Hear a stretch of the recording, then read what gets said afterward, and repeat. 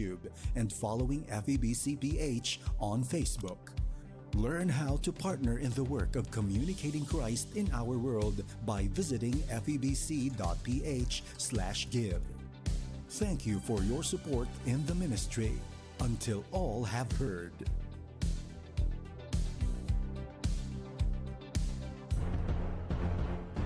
Unang tugon. Serbisyo publikong aksyon. Ang leptospirosis ay sakit ng tao o hayop na sanhi ng bakteryang Leptospira. Ito ay makikita sa mga taong nababad sa tubig baha. Posibleng maapektuhan nito ang iba't ibang bahagi ng ating katawan gaya ng atay at bato na maaaring ikasawi ng karamihan.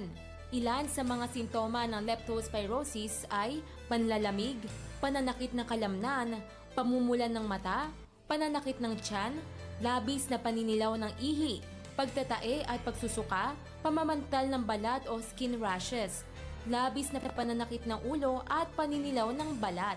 Kung agad matutuklasan sa loob ng 2 araw, maiiwasan ang komplikasyong sanhi ng sakit na ito. Ang sakit na leptospirosis ay maaring maiwasan at madaling malunasan kung agad na maaagapan.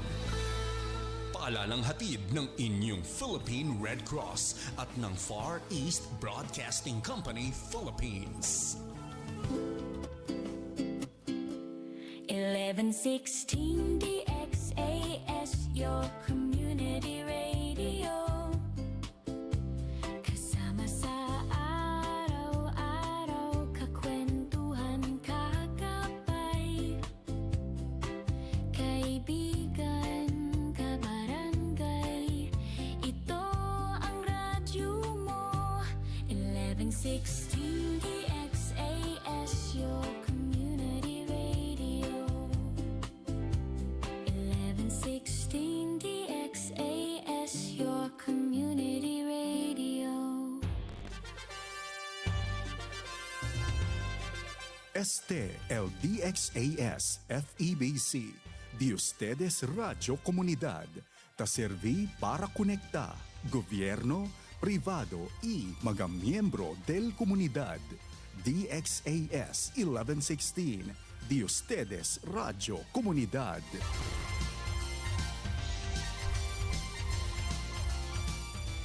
Ang oras sa buong Pilipinas, 1:30 ng hapon. Ahensya de Konsensya, serbisyo publiko para sa iyo, ka-Pilipino. Isang mapagpalang araw po sa lahat ng mga nakikinig at tumututok sa ating programa ngayong hapon. Dito sa 1116 DXAS, your community radio. Panibagong araw at pagkakataon na naman po para tayo ay makapagbigay ng mga mahahalagang impormasyon mula sa iba't ibang ahensya ng gobyerno. Kayo ay nakikinig sa programang Ahensya de Konsensya, ang programang nagsisilbing tulay at komunidad at gobyerno.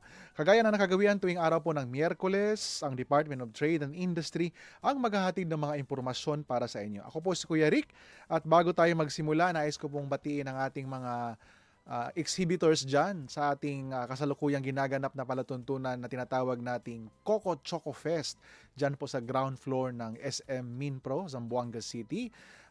Participating exhibitors po from Sulu, Zamboanga City, Zamboanga del Norte, Zamboanga del Sur, Zamboanga Sibugay. Sila po ay ating mga micro, small, medium entrepreneurs, enterprises na assisted under DTI Coconut Farmers and Industry Development Plan or DTI CFIDP. Ginagawa po yan ng DTI in celebration of the World Chocolate Day yesterday and this week po in celebration of the National MSME Week. And of course, greet din natin ating Regional Director Engineer Alzamir Aylipae, Assistant Regional Director ARD Maridel Dingal. Lahat na din ng ating mga Provincial Directors DTI Zamboanga City, nandyan po si City Director Grace Aduca. DTI Zamboanga del Norte, PD Estrella Roda, DTI Zamboanga del Sur, PD Mardon Alabata, DTI Zamboanga Sibugay, PD Maria Rovi Manzanares, at ang ating bagong kapamilya, dating kapamilya, Provincial Director ng DTI Zulu, PD Nagdar Sasapan. Nais ko ring batiin ang lahat ng mga kawani ng DTI sa buong Region 9, mga regional office and provincial offices personnel, ang ating mga negosyante, consumer, isang mapagpalang hapon po sa ating lahat. Ang pag-uusapan po natin sa hapong ito ay tungkol po sa iFulfill Programs and Services. Or ano ba itong iFulfill? Salo niyo po kayo sa ating usapan. Kung may tanong, komento o mensahe ay mag-text dito sa Zamboanga hotlines or kaya naman mag-comment sa ating 1116 DXAS Facebook page at sa ating DTI 9 Facebook page na DTI R9. Okay, diretso na po tayo dahil kasama na po natin ang ating sabi nga nila sa typical na description po kuya na tall, dark, and handsome para complete package na po yung ating Intellectual Property Rights Specialist 2. Walang iba kundi si Engineer Ahmad Abbas. Tama ba yung pagka-pronounce natin, Engineer, sa pangalan, no? Medyo nabulunan ako doon. Ahmad po, Ahmad. Okay. Kung anong sabihin mo, Engineer Abbas na lang para hindi ako makapronounce sa pangalan mo. So, magandang hapon, Engineer. Kumusta po? Magandang hapon po, Kuya Rick. Alhamdulillah, okay naman po. Okay, dahil pag-uusapan natin ang iFulfill Programs and Services, unang tanong po, Engineer, is ano bang ibig sabihin ng iFulfill or IPO-fill? Maraming salamat sa tanong, Kuya Rick. So malamang karamihan po sa ating tagapakinig ay naguguluhan or ngayon lang po nila narinig ang salitang IPO-fill. Ang IPO-fill po ay acronym ng Intellectual Property Office of the Philippines. So ang IPO-fill ay isang ahensya ng pamahalaan na namamahala sa sistema ng intellectual property sa ating bansa. Ito ay tumatanggap at sumusuri ng mga aplikasyon para sa trademark, patent, utility model at industrial design. Nagsusulong din ito ng paggalang sa copyright at nagbibigay ng edukasyon sa publiko. At mahalaga ang papel nito at sa pagprotekta sa ating mga inventor, sa mga negosyante, sa mga artists or artista at mga malikhaing Pilipino. Sa pamamagitan ng proteksyon sa kanilang mga likha, nahihikayat ang inobasyon na tinatawag, lumalago ang negosyo at tumitibay ang ekonomiya. Bukod sa registration services, nagsasagawa rin ang IPO-fill ng seminars, outreach, mediation at pakikipag-ugnayan sa mga paaralan, LGU at ating mga minamahal na MSMEs. Ayun, so medyo hindi siya masyadong kilala or no sa ating mga ordinaryong mamamayan, ating netizens. Ang iFulfill po ay sa kaalaman ng ating mga viewers po ay isang attached agency ng Department of Trade and Industry. No? Kaya naman si Engineer Abbas ay dyan po naka-station sa DTI Regional Office dyan sa Adso Lantaka. So sabi nga ni Engineer Abbas, ito ang ahensya na nangangalaga sa mga karapatan sa intellectual property. No? Ang alaman ng natin kasing property, sasakyan, bahay, mga physical na mga material. But more than that, meron tayong tinatawag na intellectual property na tumutulong sa ating mga, yung ating mga stakeholders, inventor, mga artist, negosyante, at iba pang mga tagalikha. Okay? So susunod na rin natin, Kuya Engineer Abbas, ano ba ang ibig sabihin ng intellectual property? Okay, sa pangalawang tanong, anong ang intellectual property? Ang tinatawag na intellectual property o ang yamang isip ay tumutukoy sa mga likha ng isip ng tao gaya ng imbensyon, tulad nga ng sabi ko, tatak o marka, disenyo, akda, musika at iba pa. Ang layunin ng intellectual property system ay mabigyan ng legal na proteksyon ang mga lumilikha upang sila ay makinabang sa kanilang pinaghirapan, sa kanilang mga pinaghirapang mga likha. Kapag ligtas ang ideya at produkto laban sa panggagaya, mas maraming tao ang naeenganyong mag-imbento, magsulat, at lumikha or magnegosyo. Yun po ang tinatawag na intellectual property o ang yamang isip. Yun. So, ibig sabihin, naka-flash po sa ating screen ngayon, na ito po ay tumutukoy sa mga likha ng isip ng tao. So, hindi, not the usual properties na nakikita natin by our, sa ating mga mata, kundi ito yung mga imbensyon, trademark, copyright, industrial design, at iba pa. Okay. So, Engineer, meron ba tayong mga sample na maipapakita or ma-mention lang natin na at least for Region 9, Zamboanga Peninsula, from your end, may invention na ba na nare-register sa iFulfill or trademark? Ano bang pinaka-common dito sa Region 9? So, sa ating lalawigan ng Zamboanga, ang pinaka-common po dito ay trademark. So, okay. Sa buong rehiyon po ng Zamboanga Peninsula ay sa tulong po ng DTI, ng MTIT, marami na po tayong natulungang mga MSMEs na may i-register ang kanilang mga trademark sa pamamagitan po ng ating opisina or ang Okay, IPSO Zamboanga. Medyo wala pa masyado sa imbensyon. Sa imbensyon, meron na po pero dito po sila sa part ng academe o sa mga paaralan. So, Okay po. ang nag-a-assist naman po sa kanila ay DOST. Okay. And then, patungkol naman sa copyright, meron na ba sa Region 9 as far as our... Meron na po sa copyright. Yung mga creatives natin, may mga na-deposit na po. Deposit po ang tinatawag sa copyright registration. So, dinedeposit nila ang kanilang mga likha sa amin pong tanggapan. Okay. Meron na rin po. And then, industrial design, meron na din ba Opo, sa meron, Region 9? meron po. At ang utility model, meron po. Okay. So maraming salamat po sa ating pangatlong tanong. Ano nga ba ang mga uri ng intellectual property? Para naman, we are now celebrating MSME Week. I'm sure yung ating mga MSMEs excited, eager to know ano yung mga programa at serbisyo ng iFulfill. But before that, may mga uri po ba ang mga intellectual property, engineer? Tama po. Kuya Rick, may iba't ibang uri po ng intellectual property. Kabilang po dito ang patent, para sa mga invention. So, pag sinabi po nating patent, ang kaukulang protection po dito ay, or ang invention ay patent. Pwede rin po ang utility model para sa mga bagong technical or inobasyon sa mga invention. Industrial design para sa mga panlabas na anyo or aesthetic na mga design. Sa produkto, syempre. Ang trademark naman po para sa mga brand names at logos. Ang copyright para sa mga akdang pampanitikan at pansining. At ang geographical indication, so ito po ay medyo bago, para sa mga produktong may natatanging pinagmulan mula sa isang lugar. So bawat isa ay may sariling layunin at benepisyo.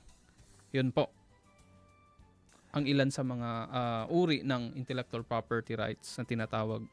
Okay, so kung makikita natin sa ating mga viewers, baka isipin nyo masyadong generic yung intellectual property kanina. So, ito yung mga specific, na pwede nating i-register sa iFulfill, na pwede nyong isungguni kay Engineer Abbas dyan sa ating iFulfill Satellite Office, Yung patent, utility model, industrial design, trademark, copyright, geographical indication. Medyo highly technical siya, pero kung makapag-attend kayo ng session na ma-initiate ng DTI Provincial Office or Negosyo Center, mas maintindihan natin kung ano yung kahalagahan nitong mga registration na kailangan nating i-pursue sa tulong po ni iFulfill, Lalo na pag gusto nating i-improve yung ating enterprise, 'di ba? But kailangan ba talagang magprehistro ng etong mga patent hanggang geographical indication na tinatawag natin, engineer? Ano bang benepisyo na makukuha ng ating mga micro, small, medium entrepreneurs? So katulad po ng naitanong nyo, so bakit mahalaga para sa ating mga MSMEs ang pagpaparehistro ng kanilang trademark? So trademark po ang naangkop na IPR para sa ating mga MSMEs. So ang trademark ay nagsisilbing pagkakakilanlan sa negosyo. So kapag nakarehistro ito, may eksklusibong karapatan ang isang negosyo or nagmamay-ari na gamitin ang kanilang marka para sa kanyang or kanilang produkto o serbisyo.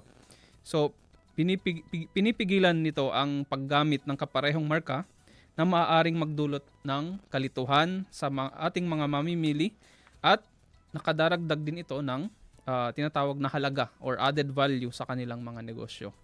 Ayun. So, napakaganda ng benefits, kasi minsan inakala natin baka additional gastos lang to na magbabayad tayo sa iFulfill, tapos ano bang concrete impact or benefit na pwede nating ma-enjoy. Pero sabi nga dito, nagbibigay ito ng eksklusibong karapatan sa paggamit ng tatak at proteksyon laban sa panggagaya, So, minsan kasi sa dami ng negosyo natin ngayon, engineer, di ba? Yung mga logo, medyo similar, ng kulay, ng design. So, malilito ka kung ito ba yung original o ito ba yung class A o ito ba yung ginagaya or pirated, So, sa tulong po ng ating mga registration dito sa iFulfill, protected po na sa inyo po itong specific intellectual property. And of course, bago tayo pumunta sa pangalawang bahagi ng ating palatuntunan, meron pa ditong tanong kung paano ba magparehistro sa iFulfill. Ganun ba siya kadali, engineer? Kailangan mo pumunta sa opisina, online ba, or face-to-face? So magandang tanong yun, Kuya Rick. So paano nga ba makakapagrehistro ang isang individual sa IPO-Phil o mairehistro ang kanilang intellectual property?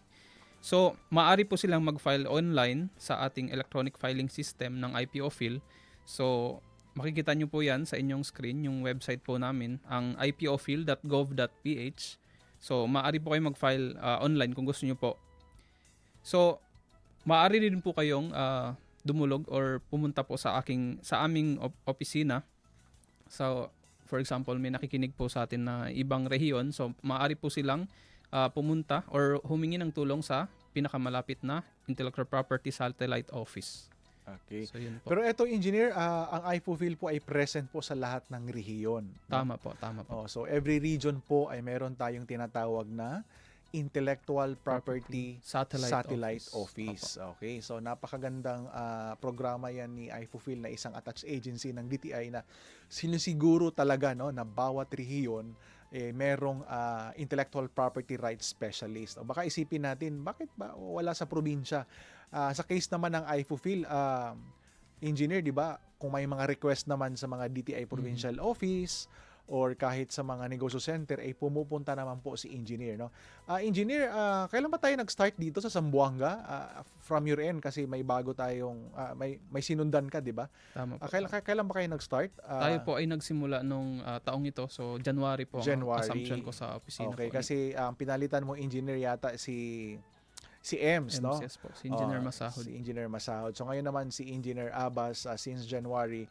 Since January, Engineer, ano-anong lalawigan na ba ang ating nabisita? So, simula po January ay nakalibot na po tayo mula Zamboanga del Sur. So, at ang iba't ibang lalawigan ng mga island provinces tulad ng Basilan at Tawi-Tawi. Okay. Ano pong nagawa natin doon sa Basilan? So, tayo po ay nagkaroon ng capacity building, IP awareness seminars sa ating mga MSMEs, sa ating mga stakeholders, sa ating mga LGUs. Yun po. And then, yung isa, anong probinsya yun? Sa Sulu ba yun? Sa Sulu po ay pending pa po. So, okay. inshallah, magkakaroon din po ng pagbisita po sa kanilang Pero rehiyon. specifically yung sa Basilan, ano yung pinafacilitate natin doon? Geographical indication ba yun? Or... sa ngayon po, ang focus po nila is, tama po kayo sa geographical indication dahil ang kanilang, ang tinatawag na provincial office ng Basilan ay willing po or interested po iparehistro ang tinatawag na TENNUN. Tulad nung, okay, so meron pa tayong mga 15 minutes before 2 o'clock. Pag-uusapan natin itong geographical indication bago tayo pumunta sa pangalawang bahagi. No? Ang geographical indication po ay isang... ito ay isang intellectual property na kung saan ang isang produkto, pwedeng produkto ng isang lugar ay iparehistro. Kunyari ay... gawin nating example ang TENNUN, ang Yakan TENNUN, Basilan TENNUN na tinatawag. So, ang TENNUN ay alingid sa kaalaman ng lahat ay ito ay produkto na galing sa Yakan, di ba? Yakan tribe ng Basilan. So, lahat ng tinatawag na TENNUN weavers or TENNUN na mananahi ng TENNUN or gumagawa ng TENNUN sa lalawigan ng Basilan ay meron silang chance na iparehistro or geographical indication ang tinatawag nating GI. Okay. So, magkakaroon ng isang tinatawag na collective management organization kung saan sila yung mamamahala sa geographical indication. So, lahat ng TENNUN weavers ay magpapamember dun sa tinatawag na CMO. Kunyari, ang tinatawag nilang TENNUN Council or TENNUN Weavers Association.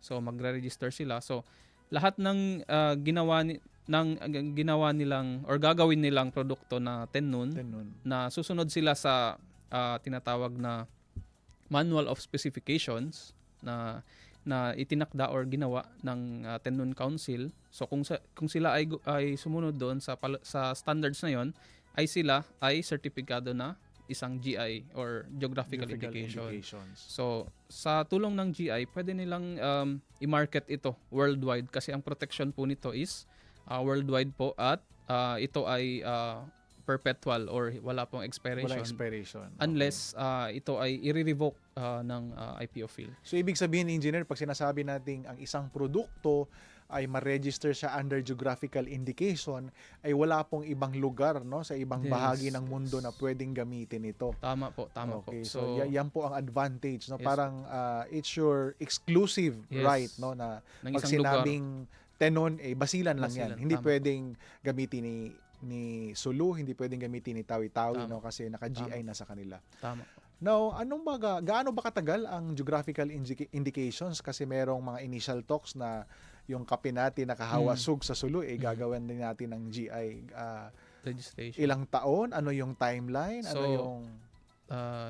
Sa parte po ng registration, sa end po ng IPO field is hindi po siya ganun katagal, katulad po siya ang examination niya is halos kasing tulad ng isang trademark application. Okay. So yung isang trademark application, tumatagal siya, na pinakamabilis ay nasa 5 months, within 5 months registered na siya.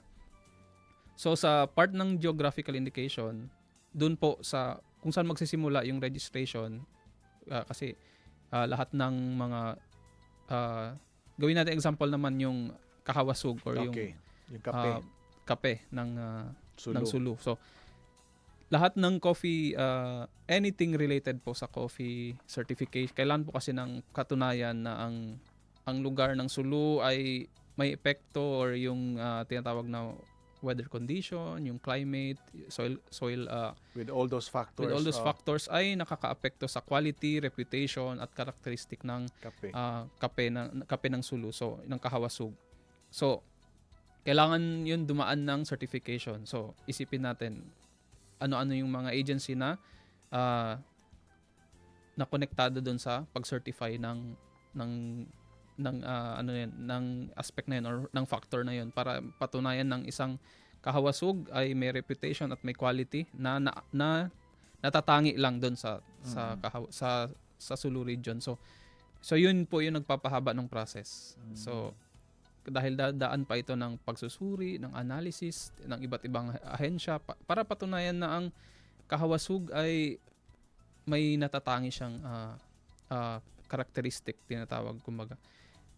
Yun So po. sa part ngayon, engineer, na pinag-usapan natin yung geographical indication ng tenon ng Basilan, saang part na ba siya? Are we now on the part of yung sinasabi mong kailangan mag-top ng organization, no, na magiging tawag lead Yes. organization, or nandun na Yes. ba tayo sa Sa part po ng Basilan Tenon, so sa ngayon po is nagkaroon na sila ng technical working group Okay.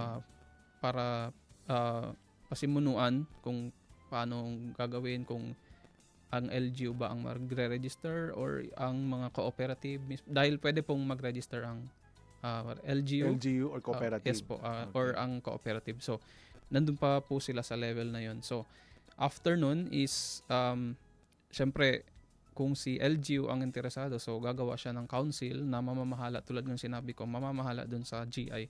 So after nun, kung mayroon na silang tenon council na tinatawag, so maaari na po silang gumawa ng manual of specification na yun ang Okay. kailangan or yun ang isang requirement ng aming tanggapan para isertipika na ang tenon ay isang GI ng Basilan. So isa po yun sa mga requirements, ang manual of specification at ang mga certification para patunayan na ang tenon ay nagmula sa Basilan. Pero Sa mga wala namang previous ba post-question application na engineer ng GI, gaano ba katagal? Will it take 2 years, 3 years, 5 years bago makompleto? sa kasalukuyan may 4 po na registered na GI sa ating bansa. So isa na dito yung Guimaras Mango. Yun, yung pinakasikat. Pag sinasabing Guimaras Mango, yun lang talaga yun. Okay. Opo. Guimaras Mango, meron tayong Asintibuok ng Albuquerque, Albuquerque Asintibuok, meron din Okay. tayong Aklan Piña, at ang medyo halintulad ng Yakan Tenon, ang Tinalak Tau Cebu. So yung 4, it took them how many years to... Iba-iba po kasi yung tulad ng sinabi ko, para patunayan ng produkto nila ay may reputation, quality at characteristic. So doon na lang tayo sa tinalak. So sa tinalak po, nagsimula silang mag-convene yung kasi sa part po nila is association. Yung naglakas loob na mag-file. So nagsimula po sila nung 2013 mag-convene na isang association. So lahat ng mga Tiboli weavers ng tinalak ay yun po, nagkaroon po sila ng association, and then nagkaroon ng gumawa po sila ng dahil may association na sila, so gumawa po sila ng manual of specification. So simula 2013 hanggang 2016, so 3 years. And then after that, dahil nagsimula yun po, may isingit ko lang po. Nagsimula po sila sa tinatawag na collective mark. So, bago sila nag-decide na maging GI. So, medyo nagpatagal po sa part po nila is yung medyo internal daw po ang nagpatagal po sa kanila. So, from 2016 until 2026, so medyo naging matagal dahil may mga issues sa loob po ng So, association. ibig sabihin, walang specific timeline or turnaround time para Yes makompleto. po. Nagbabari po siya, depende sa Yes produkto, po.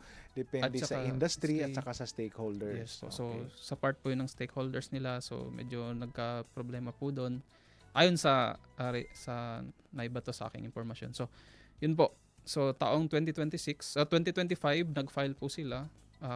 Nagbago na po yung administration ng association. So, nag-file po sila, nahikayat po sila na mag-file 2025, and then 2026 po sila nabigyan ng GI certification. And yung GI certification, engineer, meron ba yung expiration? Dahil yung sinabi mo kayo ng perpetual, wala pong expiration. Wala po yun. siyang expiration. Once na ibigay po siya ng IPO field is perpetual po yun. Perpetual na yan. So, maaari po natin tong sa pinakamadaling example, yung tinatawag na champagne. So, ang champagne po ay isang lugar sa France kung saan nagmula ang champagne, inumin na champagne. So, ganun po yung effect nun. So, once tinawag na na-associate agad sa lugar, sa lugar. kaya tinatawag Okay. na geographical indication. So yun po. pinag-usapan natin ng medyo matagal itong geographical indication kasi hindi siya ganun ka-common, unlike patent, Yes unlike po. yung mga trademark, copyright na mayroong po. mga expiration. Pero itong GI, sabi mo nga, 4 pa lang sa buong Pilipinas. So Yes ibig sabihin, yun lang ang contribution natin to the whole world, no? Sa buong mundo ba, meron ba tayong statistics kung ilan na yung mga GI at sino yung pinaka lead agency na Ang pinaka mataas po ng registration ng GI ay ang bansang France dahil sa kanila po nagsimula ang ideya ng geographical Opo. indication? Okay.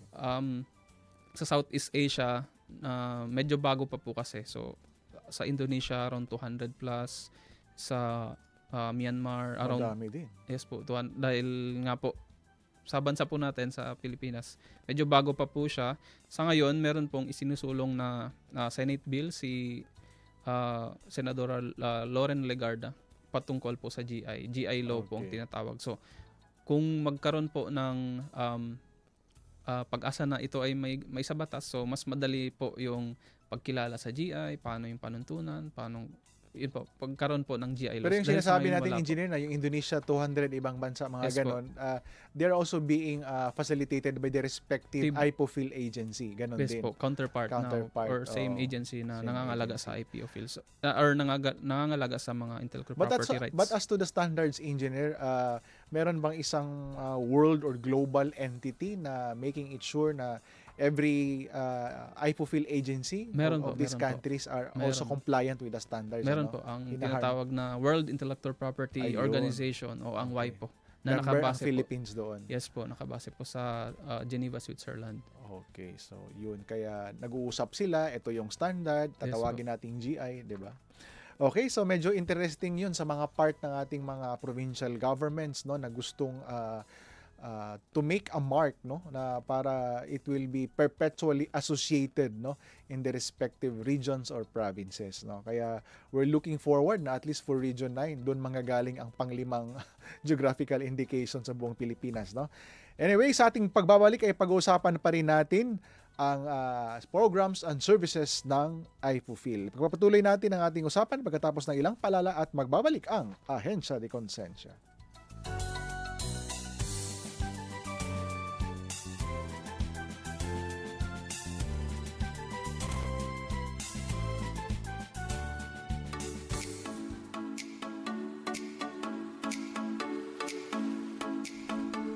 Mga lolo at lola, mga senior citizen tulad ko, nagpapaalala ang National Commission of Senior Citizens o NCSC tungkol sa Senior Citizen Data Form o SCDF. Ang SCDF ay ang opisyal na registration form para sa ating mga senior citizen. Ito'y naglalaman ng mga personal na impormasyon, kalagayang pang-ekonomiya, kalusugan at mga kasanayan ng senior citizen. Mahalaga ito para matulungan tayo ng NCSC. Sa pagpaparehistro sa NCSC, makakasali tayo sa mga programa at aktibidad na makakatulong sa ating kapakanan. Responsibilidad nating magbigay ng tamang impormasyon para matugunan ng ating mga pangangailangan. Kaya, mga lolo at lola, magparehistro na sa NCSC. Kung kayo ay nahihirapan sa pag-fill up ng form, pwede kayong humingi ng tulong sa inyong pamilya o malapit na kaibigan para sa mas maayos at masayang buhay bilang senior citizen. Magparehistro na. Bisitahin ang inyong lokal na opisina ng senior citizens para sa iba pang impormasyon. Bumisita sa ncsc.gov.ph at magparehistro na ngayon. Ang paalalang ito ay hatid ng 1116 DXAS, your community radio.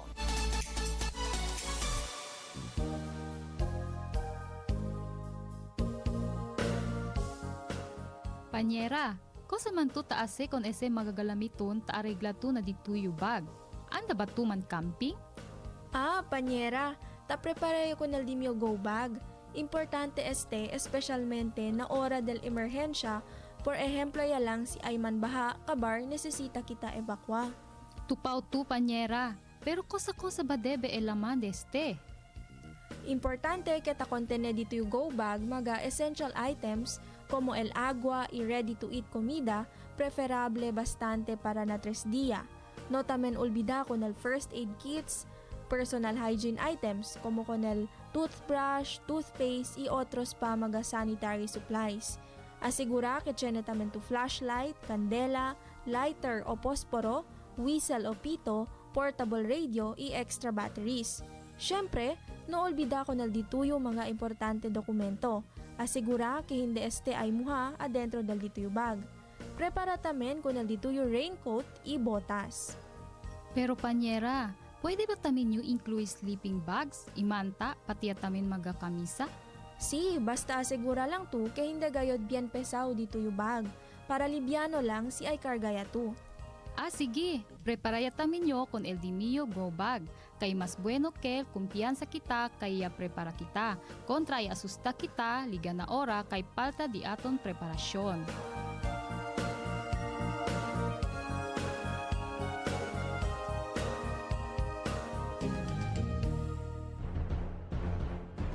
Unang tugon.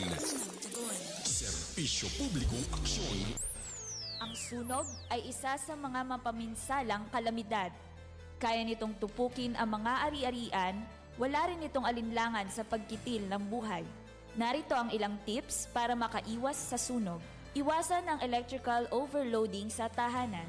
Tanggalin din sa plug ang mga kagamitang elektrikal, gaya ng TV at plancha matapos itong gamitin. Tiyaking walang tagas o leak ang mga stove o LPG sa inyong bahay. Ilayo ang mga bata sa mga bagay na madaling magdiyab gaya ng posporo, kandila at lighter. Siguraduhin hindi nila maaabot ang mga ito. Huwag iwang nakasindi ang mga kandila o katol. Laging i-check ang mga linya ng kuryente sa tahanan. Agad ipaayos sa electrician kung may pinsala. Maglagay ng mga numero ng fire department sa inyong cellphone o telephone directory. Sa panahon ng bagyo at sakuna, iba pa rin ang alisto at handa. Paalalang hatid ng himpilan ng Far East Broadcasting Company, Philippines.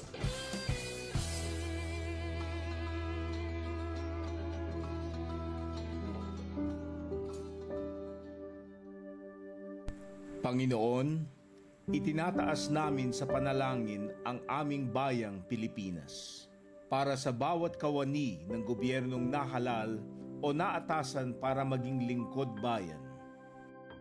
Pangalagaan nawa ng bawat lingkod bayan ang tiwalang laan sa kanila ng mamamayan. Panginoon, tulungan mo sila na maging mabuting halimbawa, maglingkod ng may malasakit, katapatan, kahusayan at walang kinikilingan, at magbigay ng pag-asa at inspirasyon sa kapwa lingkod bayan at sa bawat mamamayan. Patataginawa na hindi makibahagi sa mga katiwalian sa pamahalaan at buong tapang napigilan at isiwalat ang mga maling gawi sa matuwid at angkop na pamamaraan. Dalangin naming sila ay makatugon sa mga hamon ng makabagong panahon upang sa lahat ng araw ay makapaglingkod ng may kahusayan. Naway ipamuhay ng bawat lingkod bayan ang panatang maging makadiyos, makatao, makakalikasan at makabansa tungo sa adhikain ng matatag, maginhawa at panatag na buhay ng bawat Pilipino. Ito po ang aming dalangin sa pangalan ni Jesus. Amen.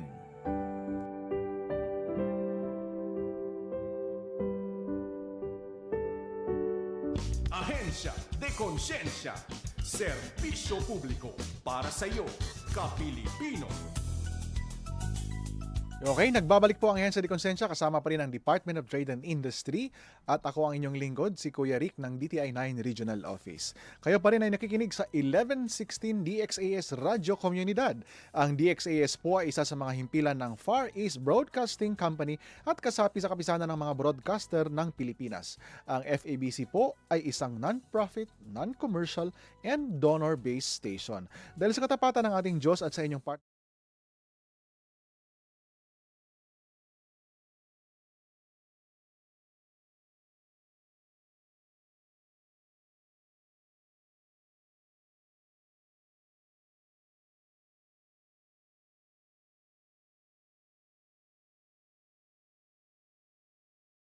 tuloy sa ating programa sa hapong ito ay pag-uusapan pa rin natin ang mga programa at serbisyo ng Intellectual Property Office of the Philippines or IFOPHIL. So, Engineer, nandiyan pa ba kayo sa ating pangalawang bahagi ng ating palatuntunan ay ano ba ang mga serbisyo ng IFOPHIL na pwedeng ma-avail ng ating mga micro, small, medium enterprises lalo na ngayon ay pinagdiriwang natin ang MSME Week? Salamat po sa tanong, Kuya Rick. Nandito pa po tayo. So ano nga ba yung tinatawag na pangunahing serbisyo ng IPOPHIL?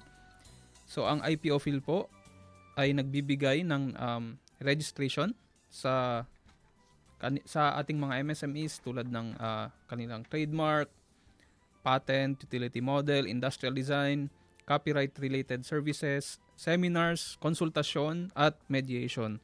So yun po ang ilan sa mga pangunahing serbisyo ng IPOPHIL. Okay. Engineer, balikan ko lang. Ibig sabihin, nagbibigay tayo, napag-usapan natin to kanina, no? Trademark, patent, utility model, industrial design. Pero ito, parang bago to yung, nagbibigay pala kayo ng mga consultation at saka mediation. Specifically, sino pong mini-mediate natin? So, yung mga mini-mediate po natin ay yung mga entity na nagkakaroon ng infringement, kumbaga sa kani-kanilang mga IPRs or intellectual property rights. So, ang opisina po natin ay tumutulong para magkaroon ng mediation sa mga entities na tinatawag, sa mga ilang IP disputes na tinatawag. At ang opisina rin po natin ay nagbibigay ng IP information or so, consultation. ibig sabihin, engineer, yung mga nagkakandak kayo ng mediation two entities, dalawang MSMEs na posibleng gumagamit ng magkaparehong mga trademark ba, no, yung Yes po. mga ganun. May nangyayari na po ba for Meron Region po. 9? Gaano ba kadalas yung ating kinakandak na Sa mediation? Region 9, medyo wala pa pong record, pero sa nationwide, Medyo meron marami, pong ano? mga malalaking entities o mga malalaking kumpanya. Siguro nakita nila na parang sikat to na logo, so i-modify lang natin ng konti, no? Yes Pero po. actually nandun pa rin yung semblance ng original Yes po. na kawan, ano? So yung mga ganun po ay nagkakaroon ng kalituhan sa ating mga consumer, sa ating mga mamimili. So kailangan pong pag-usapan kumbaga at erase sa IPO field. Speaking of mga serbisyo sa iFulfill, sino ba yung, majority ng ating kliyente ay mga micro, small, medium entrepreneurs, Yes po. di ba? Kailan ba pumapasok si LGU? Kailan pumapasok si LGU? So ang LGU po ay pumapasok kunyari dito sa Basilan. So bibigyan natin ng example. Sa Basilan pumapasok ang LGU para i-promote ang kanilang Basilania Cantenon. Doon nasa geographical Yes po. indication. So, Medyo doon po sila, pero pwede pa rin naman po sila sa iba't ibang IPRs kung meron silang mga nasasakupan na may mga kakaibang inbensyon, may mga iba't ibang likha na for Region 9, meron na ba engineer LGU na nagre-register ng mga trademark, patent, copyright, utility sa model, Region industrial 9 design? wala pa po, pero sa Nationally, marami na. Sa yes BARM, po, meron. Yes Oo. po, meron po. Oo.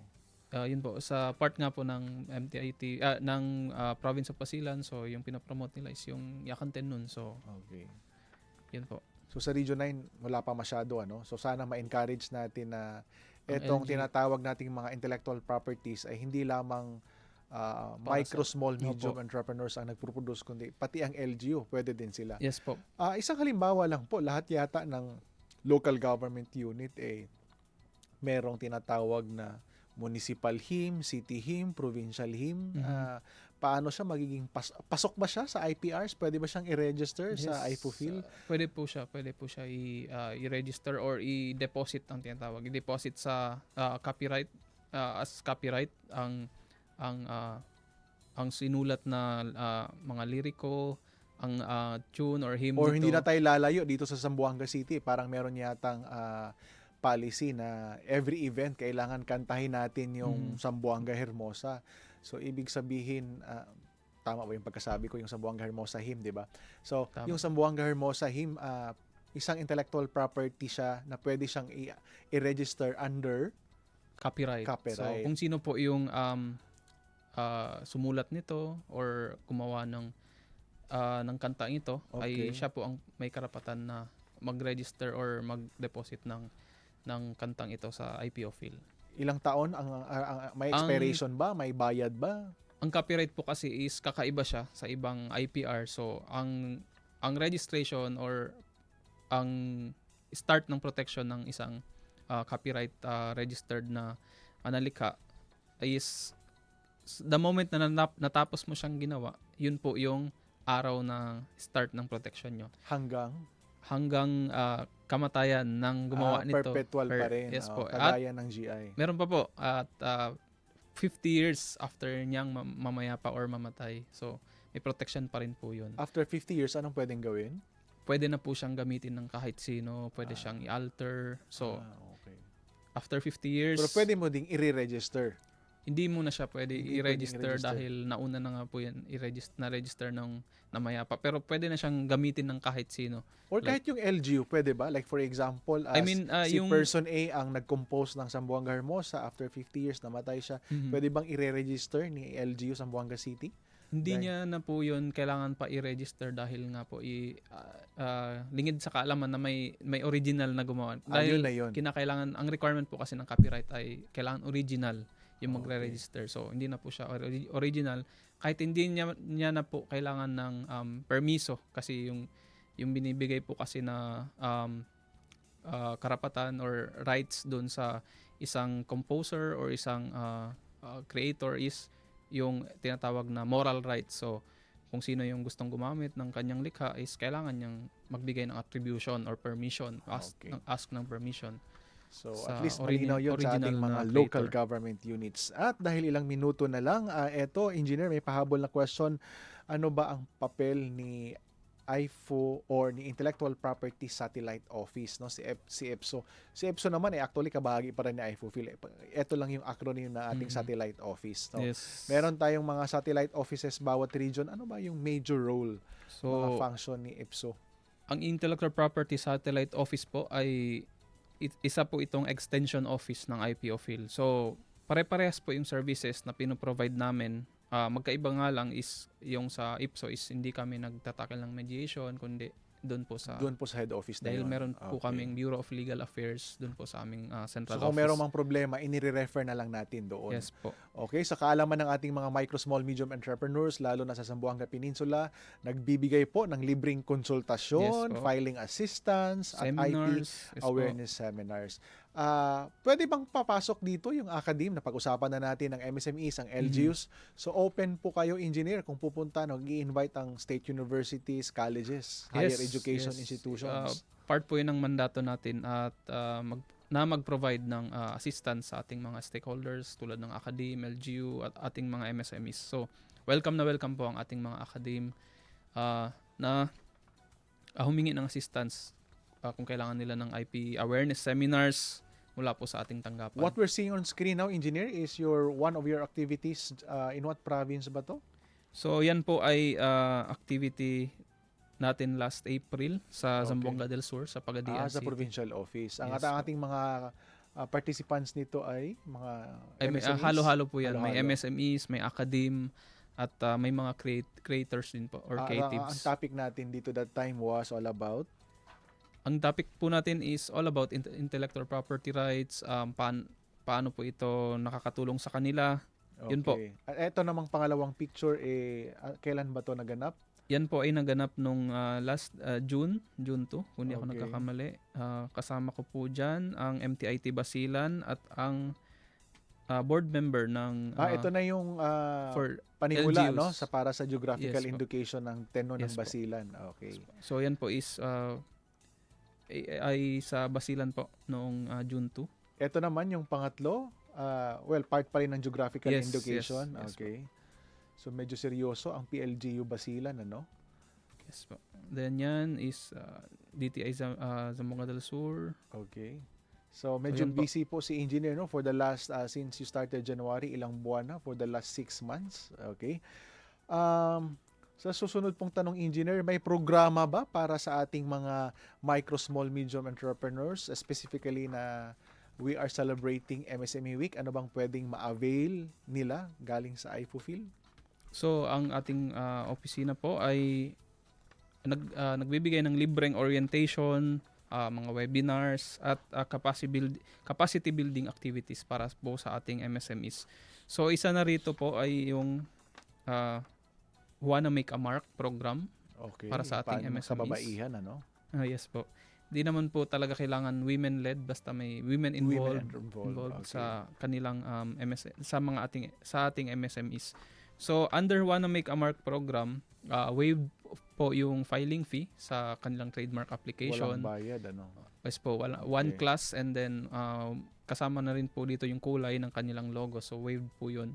Yung babayaran lamang po sa part po ng ating MSME ay yung tinatawag na allowance fee at saka yung registration or allowance fee at ang second publication fee. Which is very minimal naman po. Minimal, so around 1,500 pesos. Dahil sa original or sa regular filing is around 5,000 at yung okay. filing po. So advantage to na. Ito naman itong seminar orientation na Yes, sa ating ginaganap mga natin, MSMEs po yan. Purely okay. MSMEs. Yan po ay naganap noong June. Sa anong province po to, engineer? June 15? Yes po. Yan po ay naganap sa province ng Tawi-Tawi. So, Tawi-Tawi. na-meet po natin yung mga Ito sa MSMEs. PLGU, MSMEs na to. Yes po, Okay. MSMEs po yan ng Tawi-Tawi. So ang hindi nyo na lang napuntahan ang Sulu. Tama po. Pero baka po mag-i-schedule po tayo. Nakausap po Okay. natin ang DTI Sulu. And ito pa, may pahabol paano daw maka-request ng seminar sa inyong opisina? So para po sa mga interesadong stakeholders na mag-request ng IP seminar is pwede po tayong makipag-ugnayan or pumunta po sa aking opisina, or kung nakikita nyo po ang aking contact details. Ayun, basahin ko So, na yan lang. po. Engineer Ahmad M. Abbas, Yes po. Intellectual Property Regional Operations Division, IP Satellite Office Zamboanga. At mag-email lang kayo sa ahmad.abbas@ifufil.gov.ph or tawagan nyo na siya, wag lang text. siguro after 5, 0975-3908-219. Anytime. Okay, anytime daw. And panghuling mensahe mo, Engineer, lalo na't we are now celebrating MSME Week, World Chocolate Day kahapon, and incoming din yung ating anniversary sa DTI. Ano pong mensahe nyo sa ating mga viewers? So ang aking mensahe po sa ating mga tagapakinig ay intellectual property protection is a race, so be the first. So yun po ang ating mensahe po para sa lahat. So kung ikaw ay negosyante, ikaw ay inventor, content creator, or artisan, mahalagang protektahan ang iyong ideya at tatak, at hinihikayat namin ang lahat na lumapit sa IPOPhil o pinakamalapit na IPSO office or IPSO upang malaman ang tamang uri ng proteksyon para sa kanilang mga likha. Yun po ang ating mensahe para sa ating publiko. Okay, maraming salamat po, Engineer Ahmad M. Abbas, Intellectual Property Rights Specialist 2 ng IPOPhil, at makabuluhan po ang ating pinag-usapan sa buong hapong ito, IPOPhil Programs and Services. And of course, ang ating mga pasasalamat din, 2 minuto na lang sa ating mga exhibitors dyan sa Coco Choco Fest and Celebration of the World Chocolate Day. Dyan po na ginaganap ngayon sa SM Minpro sa ground floor. Visit na po kayo from July 7 to July 13. Mall hours po natin pag weekdays 10 a.m. to 8 p.m. Pag weekend naman ay 10 a.m. to 9 p.m. At hindi lang yan, sa upcoming na July 14 to 16 ay magkakaroon din ng Year 2 ang ating Negosyo Agrario Summit and Trade Fair na gaganapin din dyan sa City Mall, Zamboanga City. Makakasama na naman natin ang ating mga exhibitors galing sa iba't ibang lalawigan, Sulu, Zamboanga City, Zamboanga Sibugay, Zamboanga del Norte, Zamboanga Sibugay del Sur, na assisted under the DTI Comprehensive Agrarian Reform Program. Sa DTI CARP naman yan, sana'y tangkilikin natin ang produktong gawa ng ating mga MSMEs, gawang lokal. Go local po tayo. July 7 to 13, dyan po sa SM Minpro ground floor, at July 14 to 16 naman sa City Mall para sa ating Negosyo Agrario Summit and Trade Fair. Of course, dyan po nagtatapos ang ating programa. Maraming salamat sa ating radio technicians Romel Paulino and Rolando Alfonso. Abangan ang susunod na programang Doctors Online. Magkarinigan tayong muli dito sa Ahensya de Konsensya tuwing 1:30 ng hapon mula Lunes hanggang Biyernes. Abangan niyo ulit kami sa susunod na Miyerkules. Ang Ahensya de Konsensya ay kasama niyo sa pagtataguyod ng tapat at mahusay na serbisyo publiko. At asahan nyo kami sa DTI ay patuloy ang pagbibigay ng serbisyo sa komunidad. Sa DTI, ang hangarin namin ay angat negosyo, asenso trabaho, alagang consumer para sa bagong Pilipinas. Magandang hapon at hanggang sa muli.